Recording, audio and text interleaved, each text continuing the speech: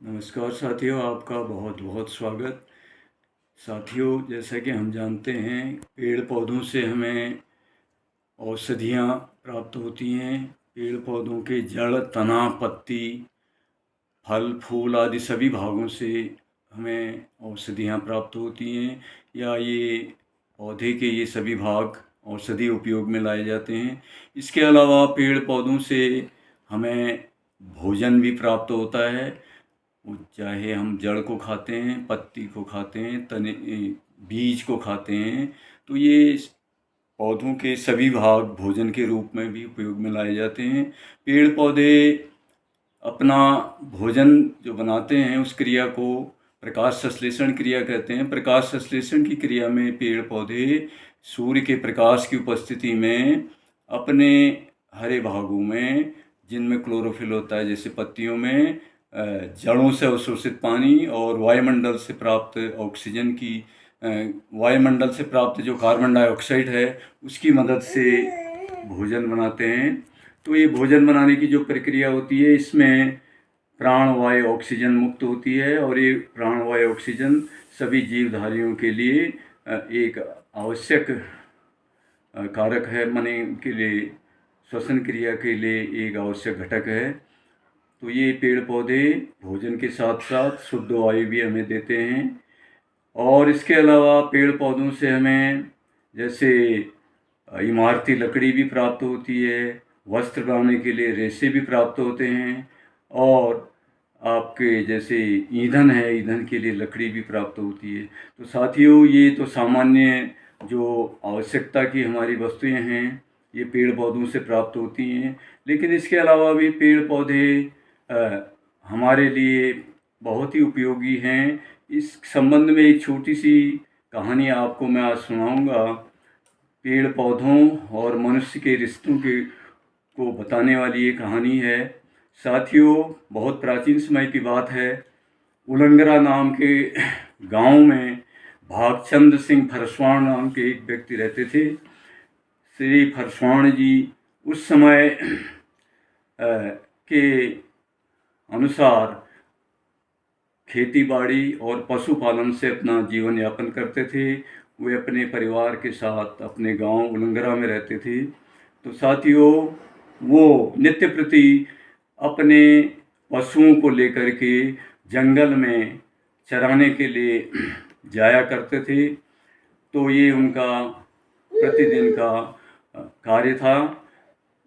धीरे धीरे जब वो हमेशा जंगल में जाया करते थे, तो वहाँ पर जाते हुए उनका पेड़ पौधों से एक प्रकार से घनिष्ठ रिश्ता जुड़ गया।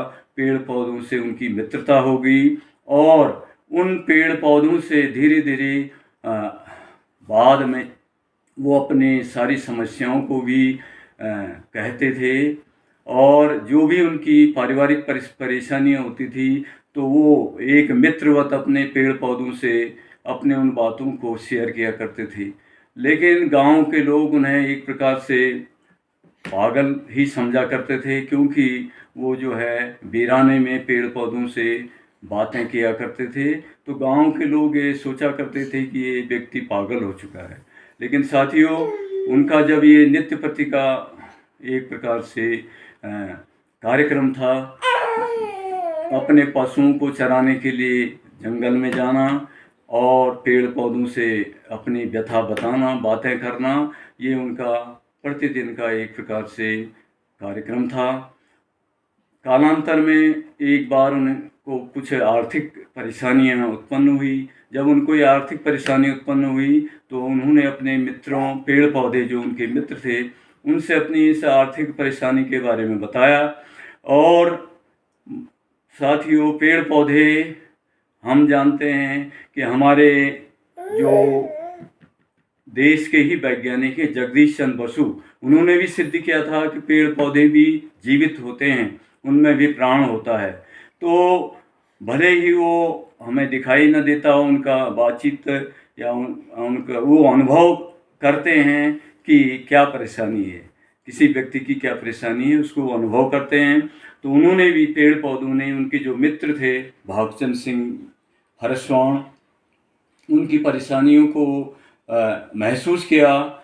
और उसी दिन जब वो अपने गाय भैंसों को लेकर के, पशुओं को लेकर के अपने घर में लौटे, तो अपने घर लौट कर के रात्रि में जब वो सोने चले गए, तो सोने के बाद उन्हें जब निंद्रा आ गई, तो नींद आने के बाद जो है उन्हें स्वप्न हुआ। स्वप्न में वृक्ष देवता ने उनको बताया कि भागचंद सिंह, तुम जो है कल सुबह अमुक स्थान पर जा कर के वहाँ पर एक पुराना पेड़ का कटा हुआ भाग है जिसको ठूंठ भी कहते हैं, उस ठूंठ के पास खुदाई करना।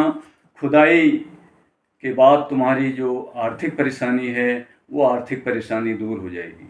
तो साथियों, अगले दिन पुनः जो दिनचर्या हरसौण जी की थी, उन्होंने अपनी दिनचर्या को प्रारंभ किया।